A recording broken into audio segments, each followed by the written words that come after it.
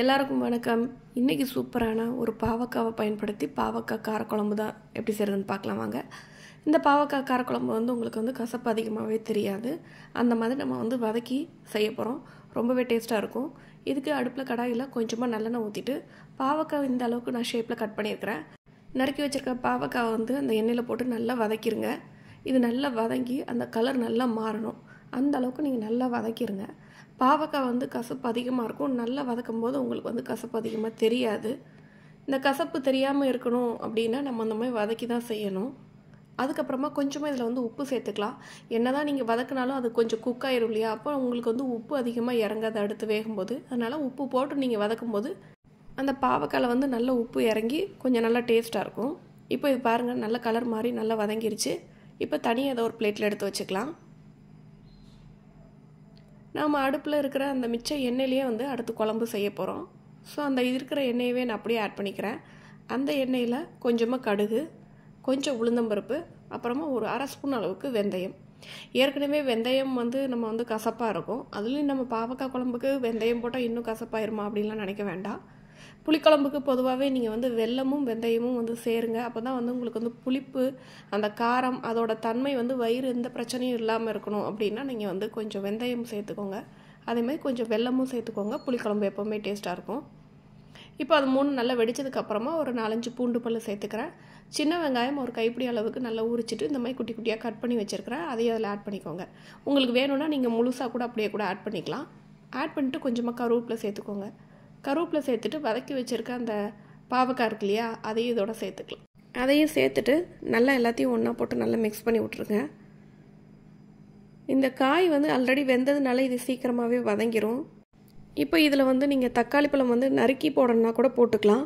நறுக்கி போட்டால் ஒரு டேஸ்ட்டாக இருக்கும். அதை விட இந்த மாதிரி 1-2ஆவோ இல்லைன்னா நல்லா மையாவோ நீங்கள் அரைச்சிட்டு சேர்க்கும்போது டேஸ்ட்டு இன்னுமே நல்லாயிருக்கும். கொஞ்சம் க்ரீமி கன்சிஸ்டன்சியாக இருக்கும் உங்களுக்கு அந்த குழம்பு. நான் ஒரு தக்காளி பழத்தை ஓரளவு ஒரு 2 வாட்டி சுற்றிட்டு அப்படியே ஆட் பண்ணிக்கிறேன்.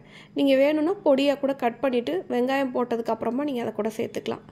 நான் அரைச்சி சேர்த்துக்கிறேன். இப்போ இதுக்கு தேவையான அளவு ஒரு அரை ஸ்பூன் அளவுக்கு மஞ்சள் தூள் சேர்த்துக்கலாம். நான் இதுக்கு குழம்பு மிளகாய் தூள் தாங்க சேர்த்துக்கிறேன். ஒரு 2 ஸ்பூன் 2லேருந்து 2.5 ஸ்பூன் அளவுக்கு நான் குழம்பு மிளகாய் தூள் சேர்த்துக்கிறேன். குழம்பு மிளகாய் தூள் இருந்தால் நீங்கள் அதை சேர்த்துக்கலாம். அது இல்லைன்னா நீங்கள் 1 ஸ்பூன் அளவுக்கு மிளகாய் தூள், 2 ஸ்பூன் அளவுக்கு நீங்கள் மல்லித்தூள் சேர்த்துக்கலாம். இப்போ அந்த பொடி எல்லாம் மிக்ஸ் பண்ணி விட்ருங்க. காயோடு சேர்த்து இது எல்லா பக்கமும் நல்லா சேரணும். நீங்கள் தண்ணி ஏதாவது ஊற்றிட்டீங்க அப்படின்னா அந்த காயில் அந்த பொடி உங்களுக்கு அவ்வளோவா பிடிக்காது.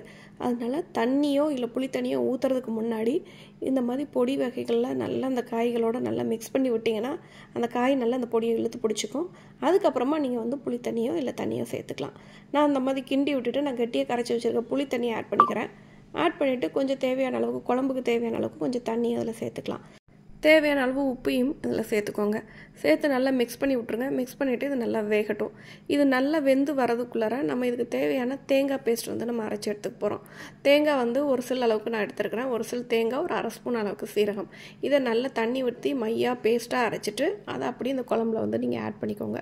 இந்த தேங்காவோட பச்சை வாடையெல்லாம் நல்லா போய் இந்த குழம்பு நல்லா ஒன்று போல் சேர்ந்து இந்த மாதிரி கட்டி பதமாக வரணும்.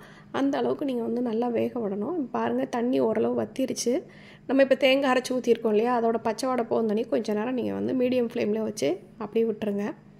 இதே மெத்தடில் நீங்கள் கத்திரிக்காய் மட்டும் போட்டோ இல்லைன்னா கத்திரிக்காயும் மொச்சக்கொட்டையும் போட்டு கூட நீங்கள் செய்யலாம்.